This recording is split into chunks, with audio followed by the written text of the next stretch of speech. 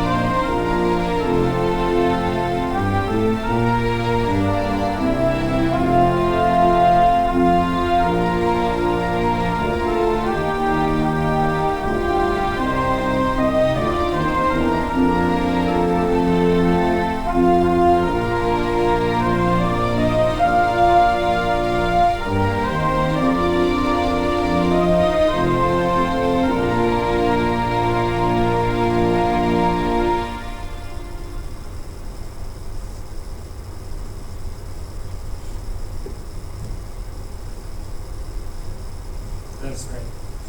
Dear Heavenly Father, we thank you for this momentous occasion today as we get to celebrate the retirement of Master Sergeant Dueno.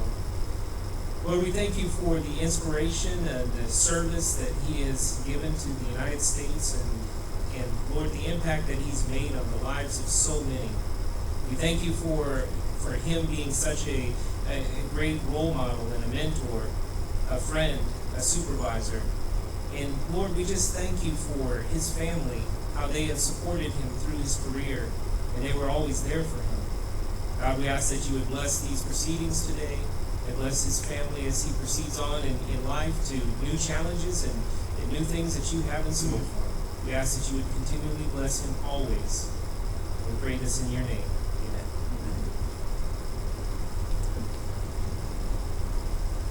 Please be seated. Thank you, Mr. Sortino. Ladies and gentlemen, Second Lieutenant Sean Hansen.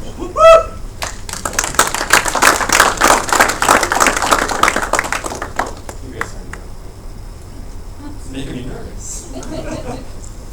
So when I was thinking about what I was going to say today, I became a little bit nervous. I had no idea what I was going to talk about. I was truly afraid that I was going to mess it up for Sergeant Dueno. But then I realized Sergeant Dueno, being the good friend he is, no matter how bad I do, he's going to do way worse, and he's always going to make me look really good. And I know I'm not supposed to stand here behind the podium, and I'm not supposed to look down straight at my paper and read a speech, but I'm extremely nervous, and when I'm nervous, I talk extremely fast, so I'm going to read verbatim from this piece of paper. So please forgive me. I'm no longer a recruiter. I don't care anymore. So here we go. My original speech had a ton of formalities. It was politically correct, and it only portrayed the good things about Master Sergeant Dueno. But after working alongside, working for, and then being friends with him for over 3 years, I realized that maybe only on a handful of occasions did we ever do something because it was what the Air Force expected of us.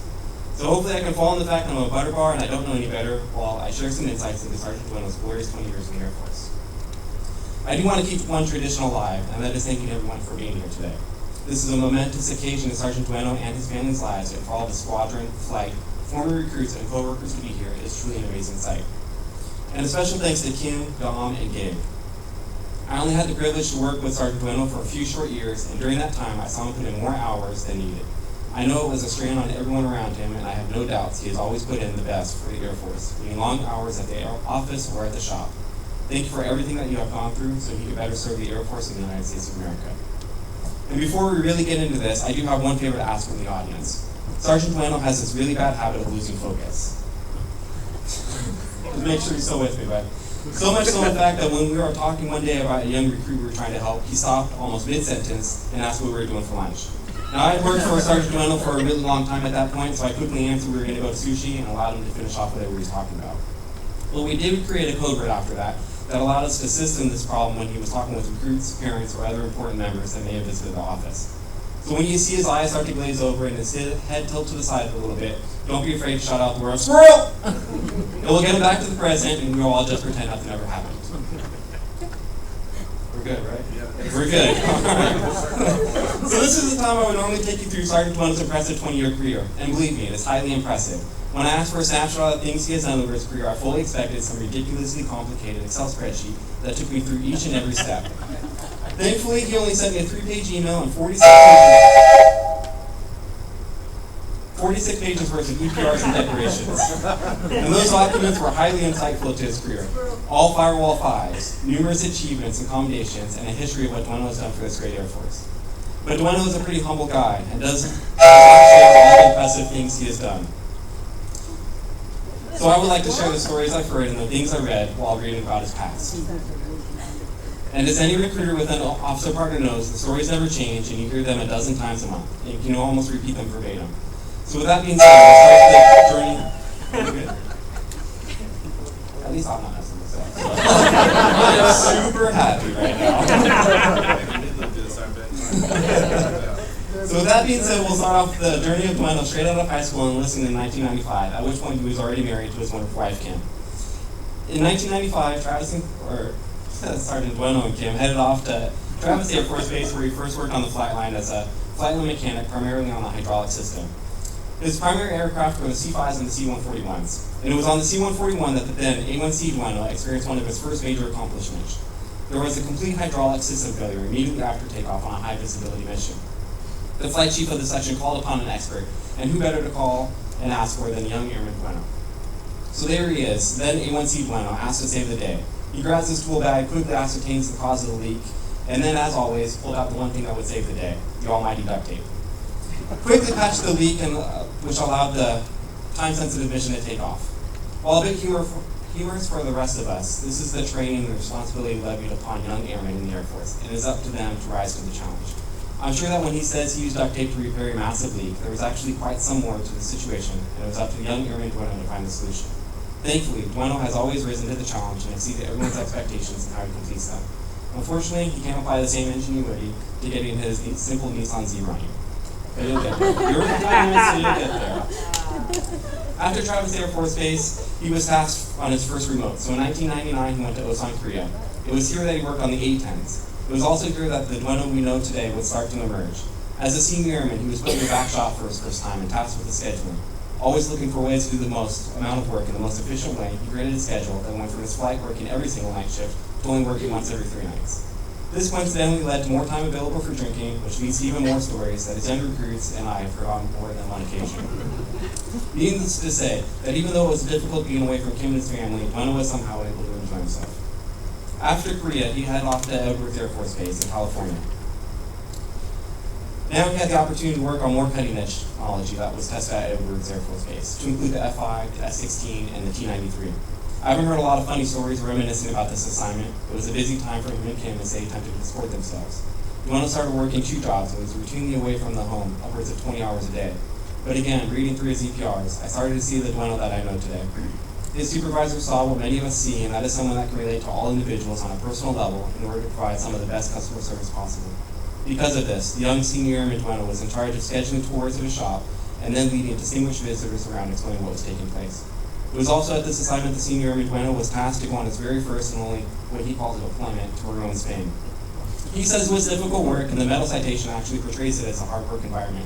But I've been to Maroon, Spain, as some of you have, and it's an amazing place, so I'm pretty sure there's plenty of trouble he got into that he's not telling us about. Regardless, being away from his family and friends and working 12-plus hour days can make for a stressful time, but for Kim and him, they were able to cope during this deployment. And upon his return from Maroon, Spain, Senior Jeremy Dueno then wanted to explore other opportunities with the Air Force and looked to cross-train into something a little bit more difficult. He had two options available, either OSI or linguist. And being a prior convicted degenerate, he wasn't ready to switch to the dark side, as he likes to call it. And so he took the opportunity to be a Chinese linguist. How he was even cleared for this career is beyond me, because if you know, it requires a top security clearance. This is my speech. So how he got this, I have no idea, because it requires a top security clearance. And I vaguely remember him being locked behind bars one or two times. Regardless, he got the top security clearance, and then him and Kim headed off to Monterey, California. And it was here that the boys, Dom and Gabe, were born. It was also here that Dueno experienced what he deems his first challenge in the Air Force. This year-and-a-half school is highly demanding and not something to be taken lightly. Coupled with the difficult curriculum and the newborn twins was the added challenge of his first supervisory role. Most of us start the stage of our career by supervising one or two airmen. Dueno, however, was in charge of 30-plus DoD personnel. This meant looking out for the welfare of airmen, Navy, Marines, and Army troops. This meant, as many of you know, when Dueno faces adversity, he comes up with the most ridiculous solutions and succeeds. And with that under his belt, the Dueno family headed off to Hawaii to enjoy the next 6 years. A long 6 years, right? A long, difficult 6 years in Hawaii. Yeah. So from 2003 to 2009, he was a tech sergeant. And reading through his EPRs and decorations for Hawaii was like reading a crossword puzzle written in Russian. It was full of a lot of intelligence acronyms and made absolutely no sense that only Intel people would understand. However, there were key items that portray the Master Sergeant that sits before us today. It was in Hawaii that he started mentoring troubled teenagers that needed court-assigned community service. I didn't ask him why he started doing this. I know there were better ways to fill up an EPR than hanging out with teenagers a few times a month. I can only believe that it's in Master Sergeant Dueno's nature to help those that need it, and recognizing himself in these young kids was just one way to give back to his community. It was also while in Hawaii that the then Tech Sergeant Dueno was chosen to brief the intelligence mission to the NSA Director and Wing Commander. And I can say firsthand that I cringed every time our superintendent or commander came out to our office, because I just know that there's no filter with Sergeant Dueno, and he just blurts out whatever's on his mind. However, I have no doubt that he was able to make it through, and as with everything else, he stumbled his way through this, and I can only be a fly on the wall as he told the NSA Director what he felt about the intelligence career field. But he's here with us today, so I'm sure it wasn't that bad.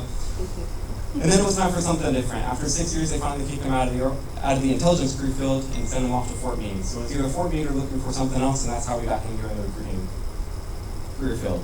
In 2010, he came out to Kennewick, Washington.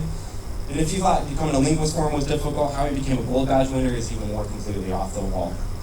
In recruiting school, they told us that our flight chief and our office partner will make or break your career. When I arrived to town on a Saturday morning, my flight chief was actually at the office waiting to show me around. He was in his blues, and I was starting to believe that this was going to be a pretty solid experience.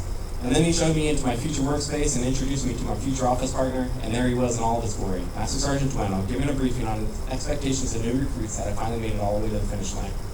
And he wasn't in his uniform, as most of us probably know. He was sitting there in his black slick-back hair, his wife beater, chino shorts, tube socks, flip-flops, and giving his expectations on what he expected of the future career force. But all of us know that the first impressions of Dueno are not the lasting impressions. I've never seen anyone care so much for his flight, his squadron, or his recruits more than Sergeant Dueno has. He would do anything for them, and there were many times I saw him go above and beyond for a kid that we didn't even need on the queue. He spent 2 years working with one individual alone. Being able to see the good in everyone and relating to them on a personal level allowed Sergeant Dueno to instantly become friends with anyone sitting across from him. The recruits loved him, and to this day, when I see kids that I put into the Air Force, their first comment is always, "How's Sergeant Dueno?" Truth be told, our partnership in the office allowed us to diversify our strengths, so while I got the back end of the recruitment organized, I usually pawned off all the talking and hand-holding to him. Simply because he enjoyed it, which made it extremely good at him, and that's what allowed us to work so well together. And I want to share one final impression that everyone should know about Sergeant Dueno. We have always said that left to his own devices, we could slam Sergeant Dueno in a closet with some coffee and a computer with an Excel spreadsheet, and he could cure cancer. This is just a testament to his pure genius and unfortunate lack of focus. And for our final amnesty hour, When your time was up as a recruiter, Sergeant Dueno, you had the option to move on to a different assignment. I have to say that I used more recruiting tricks at that time than with any other recruit. Working with anyone besides one of my best friends would have been complete misery, and I would have said anything and done anything to have kept you and Kim around. Thank you for everything you did for your family, for your flight, for Susie and I, and thank you for devoting so much to assisting literally hundreds of young airmen into this great Air Force. That's all I have. Thank you.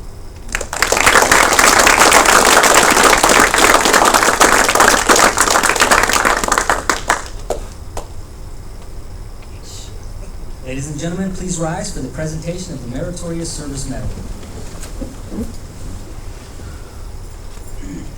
Attention to orders. Master Sergeant Jeremy S. Dueno distinguished himself in the performance of outstanding service to the United States as an enlisted accessions flight chief, 361st Recruiting Squadron, Kennewick, Washington. During this period, Sergeant Dueno's superb leadership and professionalism were instrumental to the successful accession of 256 future airmen into the U.S. Air Force. Additionally, in 2013, Sergeant Dueno led his flight to achieve 123% of their assigned new enlisted contract goal, earning him an Air Force Recruiting Service Silver Badge. Furthermore, he ensured all flight recruiters exceeded accession goals while maintaining a low 5% cancellation rate, resulting in the squadron earning the top enlisted accession squadron in Air Force Recruiting Service fiscal year 2014. Finally, Sergeant Dueno's leadership propelled the squadron to earn the prestigious Air Force Recruiting Service Commander's Award of Excellence in 2014 and the AFRS Standard of Excellence Award in 2013 and 2014. The singularly distinctive accomplishments of Master Sergeant Dueno culminate a long and distinguished career in the service of his country and reflect great credit upon himself and the United States Air Force.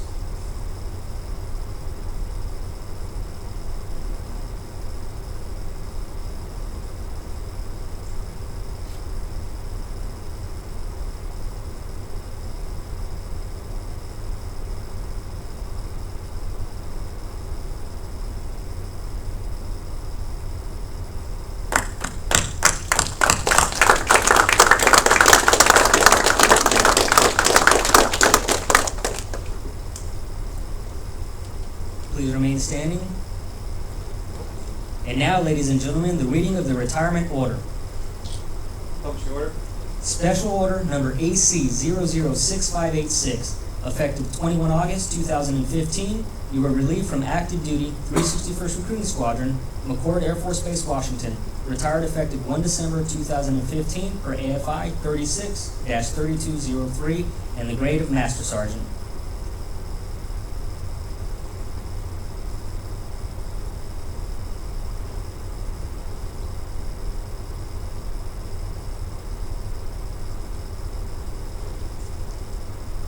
Ladies and gentlemen, please be seated.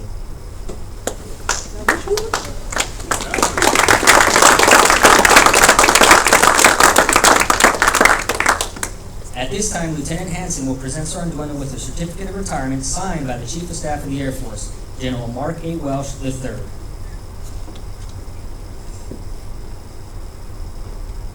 The certificate reads, Certificate of Retirement from the Armed Forces of the United States of America.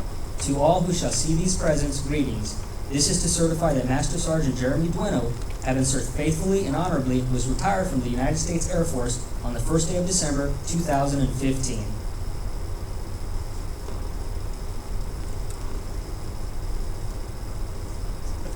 Sergeant Dueno will now be presented with a certificate of appreciation from our Commander-in-Chief.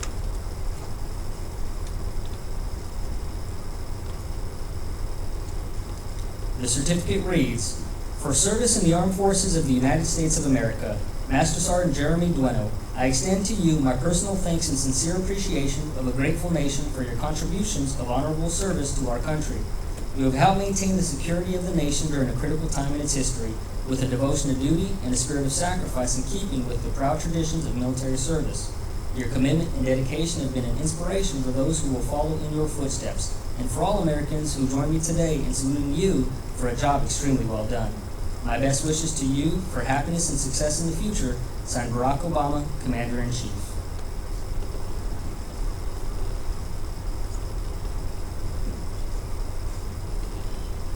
Sergeant Dueno will now be presented with a certificate of appreciation from the Chief Master Sergeant of the Air Force.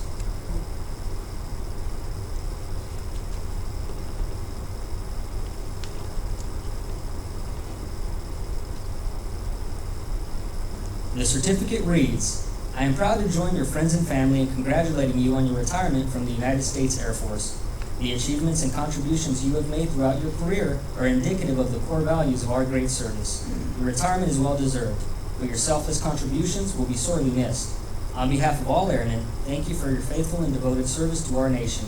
As this chapter in your life closes and a new one begins, I hope the years ahead are filled with more great memories and continued success. Signed, James A. Cody, Chief Master Sergeant of the Air Force.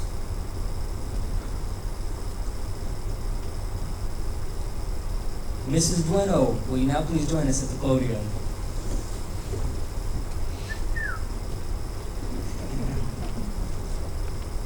Mrs. Dueno will now be presented with the Certificate of Appreciation from the Chief of Staff of the Air Force.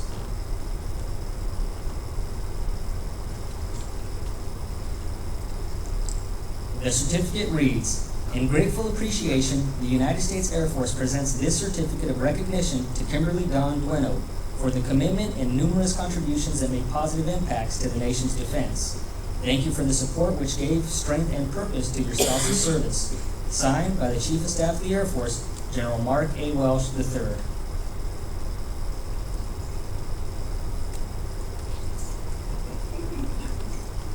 Mrs. Dueno will now be presented with the Certificate of Appreciation from the Chief Master Sergeant of the Air Force. The certificate reads, on behalf of all airmen and their families, the Chief Master Sergeant of the Air Force presents this certificate of appreciation to Kimberly Dawn Dueno. I join your spouse, family, and friends in thanking you for the numerous contributions and sacrifices you made in support of our United States Air Force. Your dedication gave strength and purpose to your spouse's service in defense of our nation. Signed, James A. Cody, Chief Master Sergeant of the Air Force. Give a round of applause.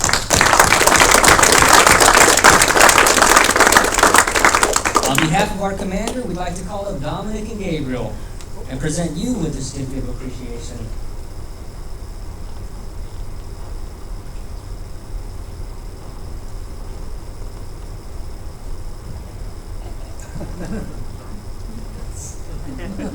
The certificates read, in grateful appreciation, the United States Air Force presents this certificate to Gabriel C. Dueno and Dominic J. Dueno for your sacrifice and support which gave strength and purpose to your father's service. Signed, Lieutenant Colonel Jason C. Scott, Commander, 361st Recruiting Squadron. Let's give a round of applause to Gabriel and Dominic.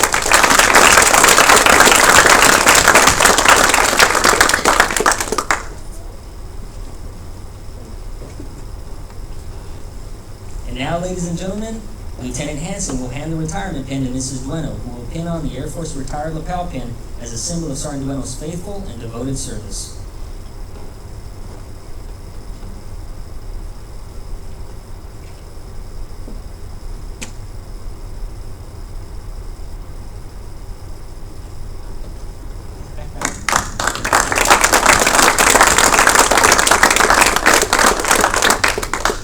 Thank you, Sergeant Dueno, Kim, Gabriel, and Dominic. B-Flight will now perform a time-honored tradition. Ladies and gentlemen, the flag being used today during the flag holding ceremony was flown over the U.S. Capitol on February 18, 2015, which coincidentally was Sergeant Dueno and Kim's 20th wedding anniversary. Performing the flag holding ceremony will be B-Flight's very own Sergeant Roman Watson and Senior Airman Staff Sergeant Oscar Gustello.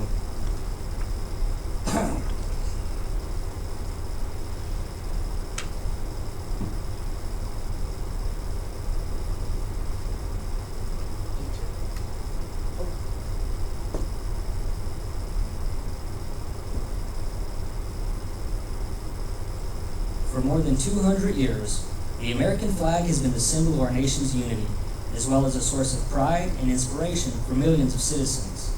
Born on June 14, 1777, the Second Continental Congress determined that the flag of the United States be 13 stripes, alternating between 7 red and 6 white, and that the Union be 13 stars, white in a blue field, representing a new constellation. Between 1777 and 1960, the shape and design of the flag evolved into the flag presented before you today. The 13 horizontal stripes represent the original 13 colonies, while the stars represent the 50 states of the Union. The colors of the flag are symbolic as well. Red symbolizes hardiness and valor. White signifies purity and innocence. And blue represents vigilance, perseverance, and justice. Traditionally a symbol of liberty, the American flag has carried the message of freedom and inspired Americans both at home and abroad. In 1814, Francis Scott Key was so moved at seeing the stars and stripes waving after the British shelling of Baltimore's Fort McHenry that he wrote the words to the Star-Spangled Banner. In 1892, the flag inspired Francis Bellamy to write the Pledge of Allegiance, our most famous flag salute and patriotic oath. In July 1969, the American flag was flown in space when Neil Armstrong planted it on the moon. Today, our flag flies on constellations of Air Force satellites that circle our globe, and on the fin flash of aircraft in harm's way in every corner of the world. Indeed, it flies in the heart of every American who serves our great nation. The sun never sets on our U.S. Air Force, nor on the flag we so proudly cherish. Since 1776, no generation of Americans have been spared the responsibility of defending freedom. Today's airmen remain committed to preserving the freedom that others won for us for generations to come. By displaying the flag and giving it a distinctive fold, we show respect to the flag and express our gratitude to those individuals who fought and continue to fight for freedom at home and abroad. Since the dawn of the 20th century, airmen have proudly flown the flag in every major conflict on land and skies around the world. It is their responsibility, our responsibility, to continue to protect and preserve the rights, privileges, and freedom that we as Americans enjoy today. The United States flag represents who we are. It stands for freedom we all share and the pride and patriotism we feel in our country. We cherish its legacy as a beacon of hope to one and all. Long may it wave.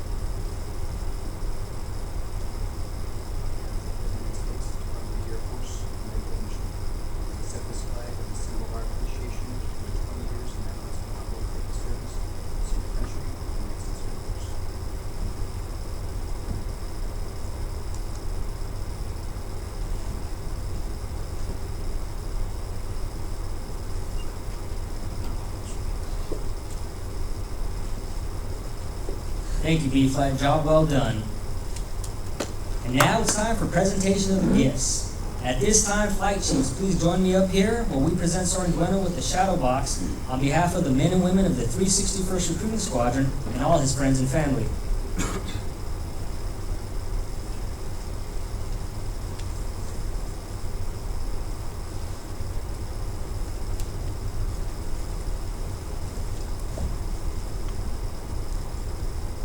So as you guys can see here behind me, the shadow box is full of reflections of his 20 years of devoted service to the United States Air Force. So on behalf of us, our gift to you, Sergeant Dueno. Thanks for your service.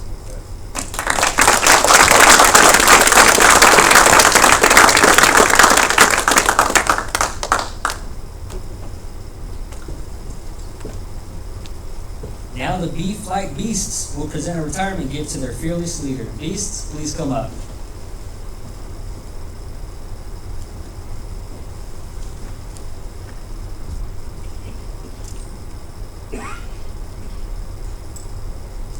Sergeant Dueno, phone off of B-Flight Beast. What this says, to Master Sergeant Jeremy Dueno, 10 March 2010, 21 August 2015.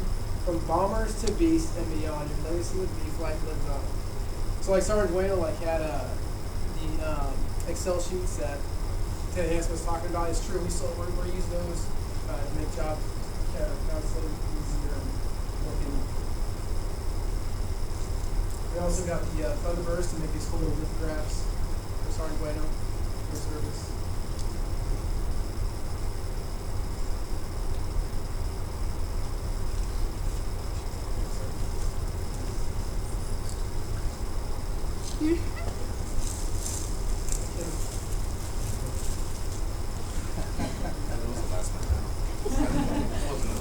On behalf of B-Flight, for all your support, all of us, and Sergeant Dueno, this nice little wine basket.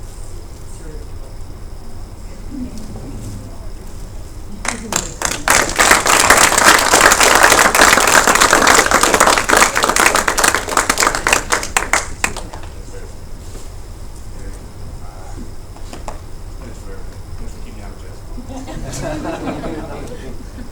On behalf of our squadron leadership, Captain Clint Emery will now present a gift to Master Sergeant Dueno.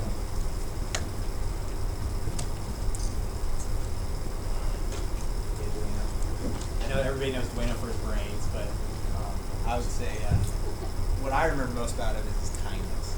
He's always been one to go to and talk to over Pacific Beach, and he's going to leave a legacy in recruiting with the new hub situation and flight center and bowling. He's on General Johnson's radar even on his way out. So anyway, a little token of thank you from us.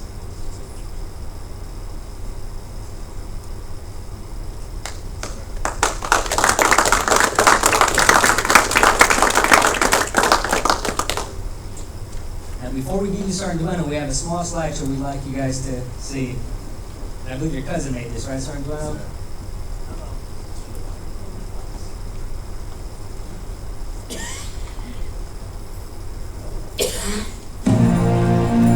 Sergeant, let's pause it. We'll get the lights on.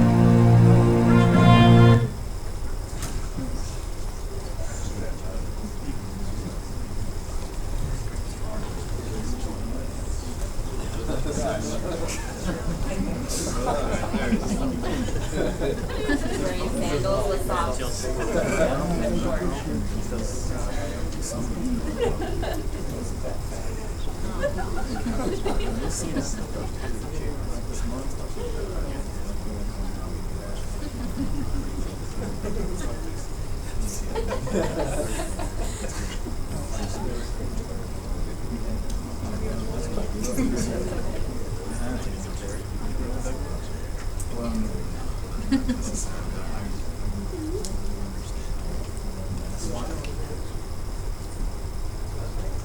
You guys see that pretty good? Yeah.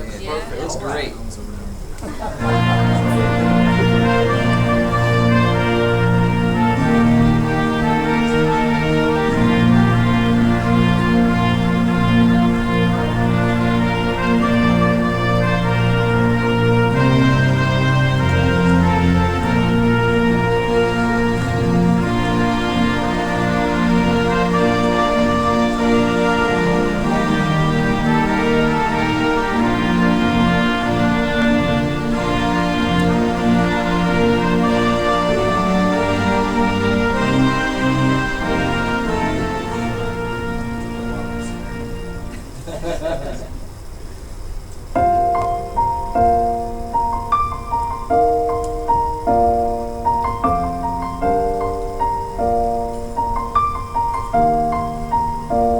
It's been a long day without you, my friend. And I'll tell you all about it when I see you again. We've come a long way from where we began. Oh, I'll tell you all about it when I see you again. When I see you again.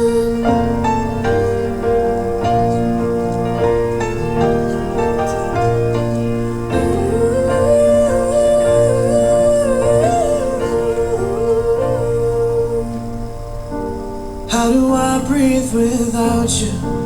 Feeling so cold. I'll be waiting right here for you till the day you're home. Carry on. Give me all the strength I need to carry on. It's been a long day without you, my friend. And I'll tell you all about it when I see you again. We've began. Oh, I'll tell you all about it when I see you again. When I see you again.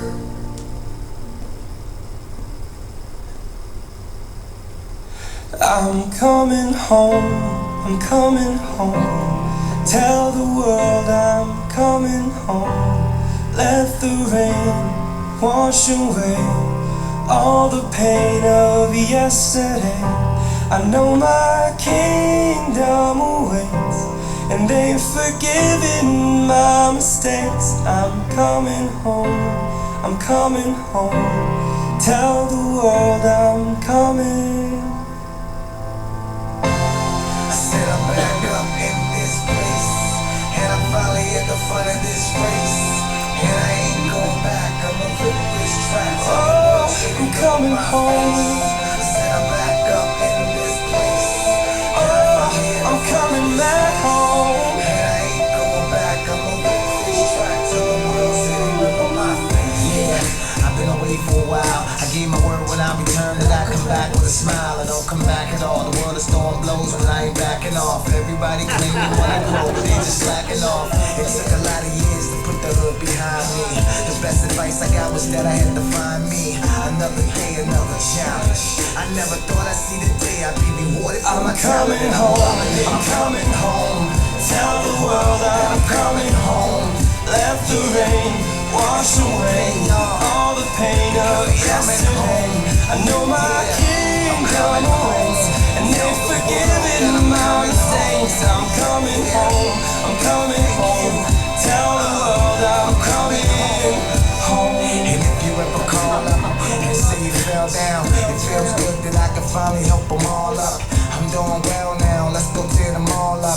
We ain't gotta split the bill, I told you I got all us. Came a long way from those ghettos on the East Coast. The 7th letter, 6th number, flying high, who needs coach? I miss my son, I miss my arms, miss my homies, miss my mom. So I'm cooking with the bomb. I'm coming home, I'm coming home. So tell the world I'm coming home.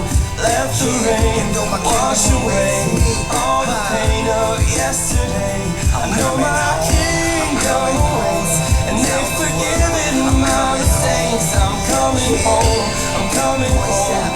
Tell the world I'm coming home. This one's for all my people in the struggle, unemployed or working double shifts. Take your head and lift it in the air, one fist in the air. Reach for the stars, you're almost there. You can't make it, I've been there. You can't take it, I've been there. Even though all the hope is gone, find something to focus on. You need motivation, that's the reason why we put this song. To let you know you're not out in this world on your own, and the only time you're going back is when you I'm coming home, I'm coming home. Tell the world I'm coming home. Let the rain wash away all the pain of yesterday. I know my kingdom awaits, and they've forgiven my mistakes. I'm coming home, I'm coming home. Tell the world I'm coming home.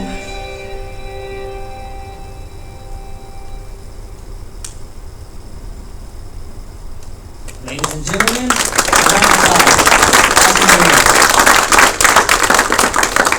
I now present you the Slim Shady of Flight Chiefs, Master Sergeant Jeremy Dueno, U.S. Air Force, retired.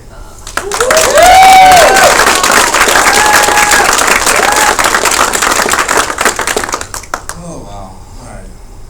So I'm gonna hold together. Watch this. All right. So I paid Susie tracked up the speech, by the way. So if this comes out wrong, I let her edit it a minute before. It's a horrible idea. So I paid particular attention the last couple of ones of these that I went to.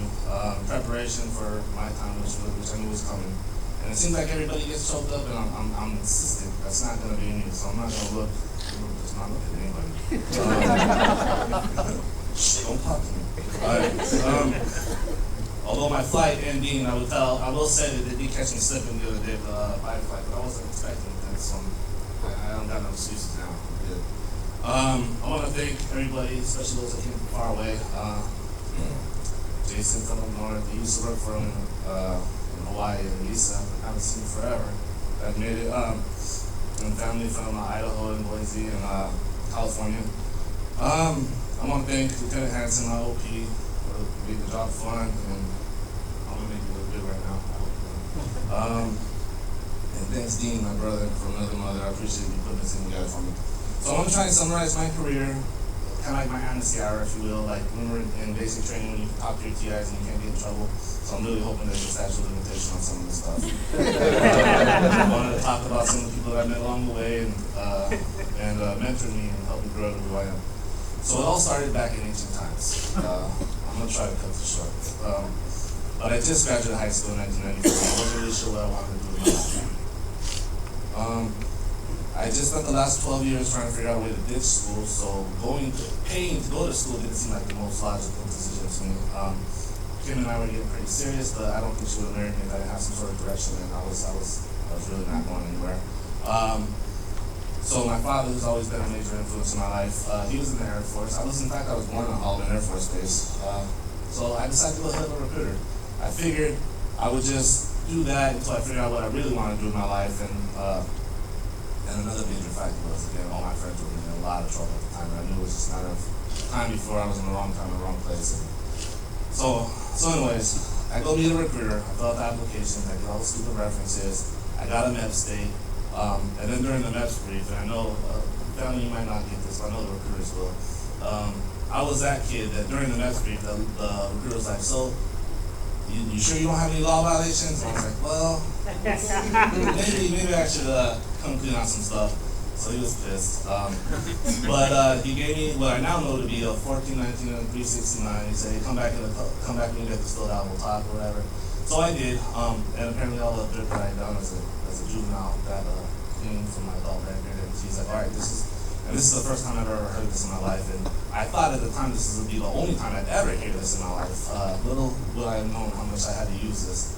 But he told me to have a bowl of STF fuel. I'm like, what are you talking about? What's STF? What do you mean? And that's what I did. I didn't say nothing. I went to MEPS. That did. Everything was all good. Joined the Air Force. Kim and I got married in February, and in March. And initially, when I joined the Air Force, I wanted to be an air traffic controller, by the way. That was like my goal. My dad worked for the FAA, and so I'd been up on the towers, and I was inspired by that, and that's what I wanted to do. So I wanted to be an air traffic controller. However, the Air Force wanted me to be a hydraulic mechanic, and so in March of '95, that's when I shipped off the basic contract as a hydraulic mechanic. My first duty station was Travis. Awesome first base. I got a lot of good TDYs. I actually was deployed to Monroe from Travis. I also TDY to Guantanamo Bay, Cuba, all down the East Coast. It was there that I had some supervisors. I think that instilled a lot of good work ethic in me. I'm very proud of today. Travis Bennett, Kelly Quinn, Boris Eubanks, Roy Lenka, they did a lot for me. I recall then my first flight chief, his name was Master Sergeant Tom Santos. He's retired up in Alaska now, but he told me, he gave me some words of wisdom as flight chief Master Sergeant talked to me. He said, wherever you go in your career, whatever you do, be it better than what you found it. And I tried to do my best to take that to heart and enact it wherever I went. So Travis is an AMC base. It's a very high tempo flight line work, putting those planes in the air where it was a lot of work. And for the first time in my life, I felt like I was doing something important. But it was what I envisioned the Air Force to be. That was my thought of what the Air Force was, putting these planes in the air, actually touching the mission. But I remember talking to some of those old guys on the flight line, and they're like, dude, this isn't the real Air Force. This is the workload is way too heavy. There's too much overtime. We drink probably more than we should. That's not the real Air Force. I was all right, cool, whatever. So my time in Travis flew by, and then my window for cross-training came open, and I went to go cross-train. I went through the whole process. I got all the signatures, got all the approval. Everything was good. And then when I was probably doing something up on assignments, trying to get a class start date, and he's like, oh wait, we can't give you a class start date. I'm like, why? You have orders pending to Korea. I'm like, what are you talking about? I'm cross-training. Like, no, you can't cross-train. You have orders to Korea. Well, what are my options? They said, well, I don't really have any options. I had to go to Korea. So I went to Korea. Kind of felt like I got hosed a little bit, but in the end, it turned out to be a very, very good assignment. I learned a lot there. I met a lot of really good people, drank a lot of soju, and there was a lot of exercises. I remember when we landed actually in Korea, there was a first sergeant that met us on the bus, and he's wearing a flak vest and a helmet and kin gear, and he's yelling over the sound of helicopters going overhead, our in briefing or whatever. Apparently I had landed in the middle of an exercise. And I remember thinking, oh, this has to be the real Air Force. You know what I mean? I mean, this is it. This is the stuff. And yeah, they were like, no, dude, this is all we do here is drink and have exercises. This is all we did. We had exercises, I think, so basically sober up. But it was there that I met some really, really good friends. The senior master sergeant Carlos Cuerta, he's a superintendent in Oklahoma. JT Tran, my roommate at the time was now a chief in Alaska, Dave York. All were lifelong friends that I met there. While initially feeling like I got hosed being sent to Korea, it turned out to be a really, really great experience. I'm really glad it was. After Korea, I went to Edwards Air Force Base, which coincidentally is back home for me. And we were there. When we were there, I met I worked for a tech sergeant, Todd Edgar, who I ended up running into again here in 361st. Some of you guys worked for him too. He was a flight chief at Charlie flight when I got here. Where was I? Alright, so in fact I watched him retire in the same room. I also met Mike Sutton, John Antage on assignment, and our paths have crossed a few times since as well. At Edwards Air Force Base, it's mostly civilian. I think it's like 90% of the base is civilian. 80% of my shop was civilian. My flight chief, Ben Cali, great mentor. Dave Messina, Terry Ayers, Tim Pitts, guys that have been doing this for 20 years. And I remember one day asking, so is this the real Air Force? I'm like, no, dude, this is where Air Force people go when they retire, which I will keep in mind. We go back to Southern California. But this is definitely not the real Air Force. So, my third assignment still don't know what the real Air Force is. So I'm at Edwards. I wait the required amount of time before looking into cross training again, and that's when I learned a very important lesson that I share with every airman I send off to basic training who thinks they want to cross train. Basically, give all the like options as a first termer, and I was a second termer at this point, so I had to re-enlist to get the retention. So I go in, I say, hey, I want to be an air traffic controller. I already got everything approved. I already got the the qualifications. Like, whoa, you're a second term now. You can't be a air traffic controller anymore. I'm like, well, what are my options? Like, well, you can be a linguist or OSI, and like Lieutenant Hanson was saying, OSI kind of felt like a back for the wrong team. I felt like busting people in the dorms, busting my friends in the dorms for doing stuff they weren't supposed to be doing wasn't like I was the kind of guy that be in the dorms doing stuff that I wasn't supposed to be doing. So I couldn't do that, and I was like, well, what's a linguist do? So well, we'll send you to Monterey, California. We'll teach you how to read, write, speak a foreign language, and then after that, everything's outside. I don't really know. I was like, all right, well, whatever, I'll do that. I know what Monterey is like. I'm from California, so I was like, hey, yeah, let's go to Monterey. Hang out until they wash me out. I was thinking, I initially took this whole thing. It was a horrible plan. I wasn't really good at planning back then. But I was like, okay, let's just take a vacation from maintenance. Let's go hang out as a prior service student, because I remember what prior service was like in Texas. It looks like it was around Easy Street, so I'm like, we'll go there. It's a year and a half where we'll just hang out until they kick me out, and we'll go back to fixing planes. Great plan, right? So off we go to, or actually I don't go to Monterey yet, because there's a little bit more to that first. But that was the plan at least. So the D-Lab. So part of qualifying for to be a linguist, and some of you guys know the story already, but for those of you that don't know the story, we might explain it a little bit. So to qualify to become a linguist, you got to take what's called a D-Lab, Defense Language Aptitude Battery. It's a really complicated test. It makes no sense whatsoever for anybody that's taking this test. Back then, it wasn't on a computer or anything. It was a tape cassette. So the test proctor gave me a tape. I put it in, push play, and I'm listening, and it's not making any sense. Like what they're asking me to do doesn't make sense to me. So I'm like, I went to stop and rewind it and hear it again, and the proctor yelled at me. He's like, no, I forgot to tell you. Once you push play, that's it. You're done. You have to let it ride. I'm like, I don't even know what I'm supposed to be listening for. He's like, hey, you just gotta let it ride. I'm like, all right, whatever. So it's Scantron. It's multiple choice. I already made one stripe off. This being lucky, so I figured let's go for it. So I'm going through the test, not knowing what I'm supposed to be doing, so I don't have no idea, not understanding the questions. I get to the end, I'm like, well, here you go. And the test proctor, I don't think he had ever given a D-Lab before, so he was new to this whole thing. He was like, well, I think because you're prior service, you're supposed to get some sort of multiplier, and I was like, I'm gonna be honest with you, I don't have no idea what just happened. I'm sure you guys had applicants come back and like, I don't know what that was about. Well, that was me. And he goes, well, we'll just times your score by 2 then. I'm like, all right, go for it. So I ended up with like a 122, I think, 127, astronomical D-Lab score. But anyway, so that happened. And then the other thing happened. To become a linguist, you have to get a background check.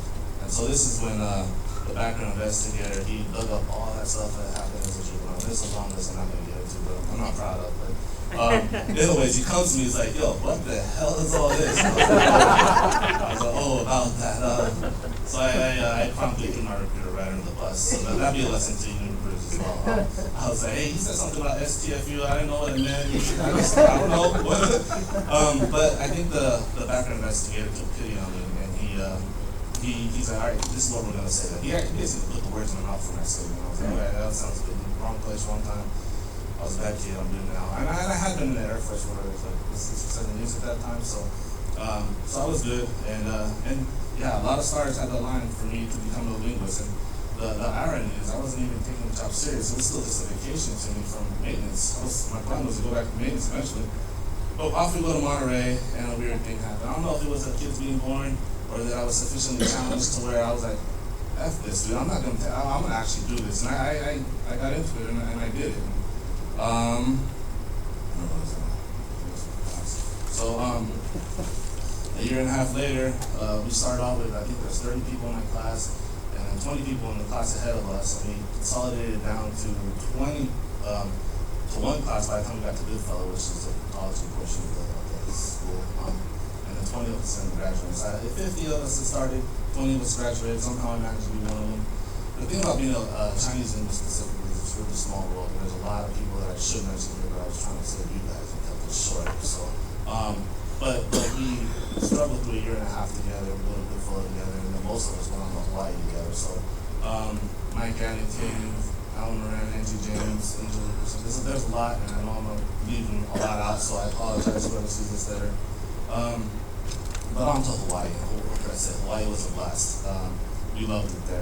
The kids moved there when they were 6 months old, and we never got island fever. We never got sick of it. I know a lot of people think, man, I missed having 4 seasons. And I was like, we have the good season all year round, and you guys miss the crappy ones. Whatever. We were made for Hawaii. I had some great mentors there. Monica Leffer, Anita Huntley, and a few. We liked it in Hawaii so much that we actually applied for and got accepted to a second tour there. So we did what's called an in-flight continuous overseas tour. And my second tour, I went to go over for my good friend Jason Bonnie, Steve Powell. Me and Jason we got a lot of team guys out of there. Enough for a free ticket once a year probably. But one time Steve sent me and Jason back to NSA or NRO headquarters, I don't even remember, for some sort of conference, and we ended up briefing the vice chairman of the staff. Remember that? Good times. I remember doing the job there as a linguist in Hawaii. All kinds of high tech. I'm not sure what all I can say. Someone should look after this. But all kinds of high tech stuff, spy equipment.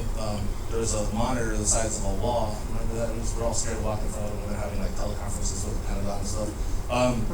But I remember thinking, okay, this has to be what the Air Force is. It's all high tech and this is the future. This is what the Air Force is about. I think it was Jason, in fact, that told me that no, dude, this is Hawaii. This is like the real Air Force even. Right. So when my second tour was up in 2010, we still weren't ready to leave Hawaii. I asked to stay a third tour, but remember we had all kinds of signatures from Wayhawk, the chain, like, hey, let me stay, he's doing something important, but the Air Force had better plans. They wanted me to go to Meade, and I didn't want to go to Meade. So again, this is back to my bad planning. But I was like, let's just go be a recruiter, and we can pick our spot, and we'll come back to Hawaii whenever I'm done being a recruiter. That was the plan. It was a good plan, right? So we ended up in Kimmel, Washington. Never heard of this. None of us had ever heard of Kimmel, Washington before. We grew to love it there. That's where we're going to find roots, but never heard of the place before we got this assignment there. Now the first year on the bag. Ooh, that was rough. I must have told my OP Ron Knight at the time, probably a million times I told this guy, probably told you a million times too, dude, I should have went to Fort Meade. This is ridiculous. This job is horrible. I hate this job. Ended up getting sent to Kimmer. So, first year on the bag, I remember, I was so bad at this job. And Grady will remember this. For the first 9 kids I sent to MEPS, the first 9 all got sent home, none of them dead to. I was like, I stole the squadron record for Red Rouse, I think. But struggled through. I finished the first year in IAP as well. And I was convinced I made a really, really bad move. But then I got a new flight chief, Matt Henry, came on board. I got a new office partner, Sean Hansen, and I don't know, things got fun. And when things got fun, I think success immediately follow. So that's another lesson for you new recruiters. If you can figure out a way to transcend that like stress and the BS and just figure out how to have fun, I think success will follow once you start having fun. And even if it doesn't follow, at least you have fun. So recruiting, it's either too stressful or it's too fun. But either way, I don't think there's anybody in this room that'll argue and say that's the real Air Force. You know what I mean? No one will call recruiting the real Air Force. So I'm starting to think there is no real Air Force. But at the time, things were good. We had Mike Harris. I gotta mention these guys. Mike Harris, who was a recruiter in Yakima, was also my replacement B-Flight Flight Chief. Jerome Black and Walla Walla, Spencer Tosi up in Wenatchee. That was like the crew, and me and Sean in Kenwood, and Matt is our leader. And that was the crew that really birthed this whole team going thing. Just so you guys know, the concept on that was just for the hub, not for everybody else. So when you guys are miserable a year from now, don't blame me. They're just making my idea fail. So we were the B-Flight bombers back then. Everything was all good. But the time, all the things got to come to an end sometime. And my time came to go back to my career field. That was still the plan. However, I had Matt Hendry and Sean Hansen, who in my opinion are two of the best recruiters in the business. I had both of them in my ear trying to convince me that I should stay on as a flight chief and stay in recruiting. And I didn't stand a chance. And those two could have convinced me to buy beachfront property or something. They were just, I didn't stand a chance. So I ended up staying in recruiting. So much for our plan to go back to Hawaii. My sister's probably sitting over there still pissed at me about that. Sorry. Blame him. Yeah, this is the guy. So my first year as a flight chief, it was just, by that time, all the other recruiters had left, so it was just Hanson and I. And it was kind of weird for me because I went off to flight chief school, and I came back to the same flight that I left, except for I'm not a recruiter no more, now I'm a flight chief. And my flight consisted of just my old OP. So it wasn't, I'm sure that's not the normal way it's supposed to work, but we made it work. But a year later, I was off to OTS, and Cora and Oscar got there. A year after that, Tony, Roman, and Robbie come on board, and then that's the whole crew. I mean, Jerry's been a staple. She's been the whole time, and like, you know, it's kind of funny. You remember when Matt said this right in this very stage in the same room? He was like, "Hey, Jerry, you probably kept me out of jail," and I really, really appreciate that. Multiple, you did a good job. Mike's looking at me. All right. So my flight specifically, I want to thank you for putting up with giving me so much hard work and putting up with all my crazy genes like this. There's a lot of genes like this. You ask them. I got a lot up there. I think the Hansons said them quite a bit. But my fellow flight chiefs, especially Brian, Dave, and Dean, who I went to flight chief school, I really appreciate you guys' friendship this whole time. And if you guys ever need help with this question, I got you on Facebook. Just hit me up. So thinking back, I think it's strange how every time I thought that I was getting screwed by the Air Force, missing my cross-training opportunity, being sent to Korea, getting linguists instead of ATC, and then getting stuck in Kenwood, which, like I said, we all love. Every time I thought I was getting screwed, I was actually getting hooked up. Every time I thought I was getting the short end of the stick, I was actually getting hooked up. Every assignment and situation led to an awesome experience of meeting awesome people.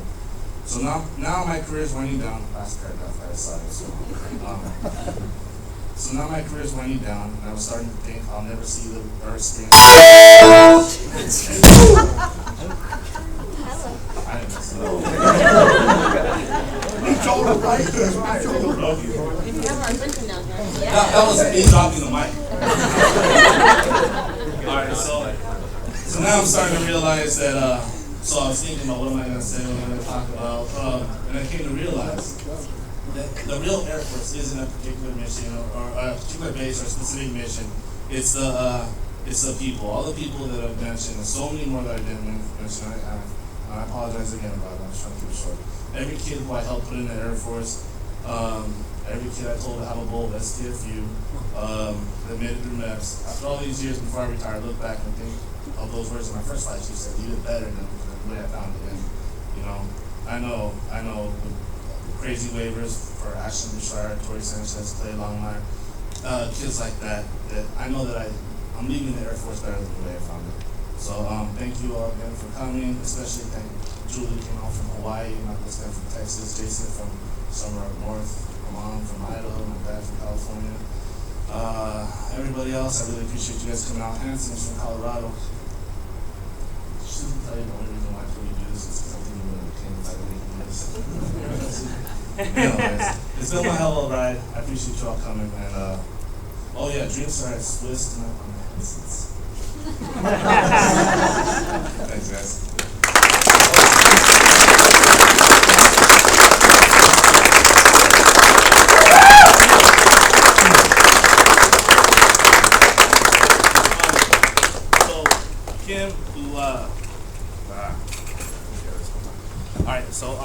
There would be no Air Force career without Kim. The reason I joined was because of her. Multiple times I was ready to pull the plug and punch out. She taught me this thing, I can never thank you enough, baby.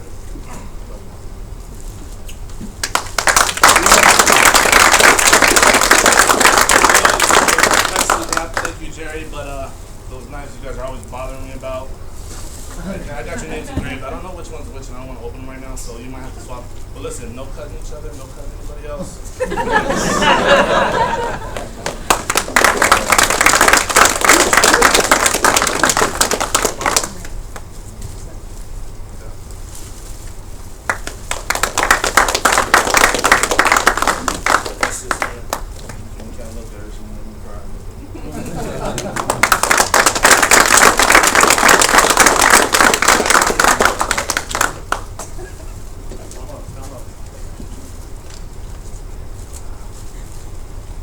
Ladies and gentlemen, please stand as this concludes today's ceremony and join us as we play the Air Force song.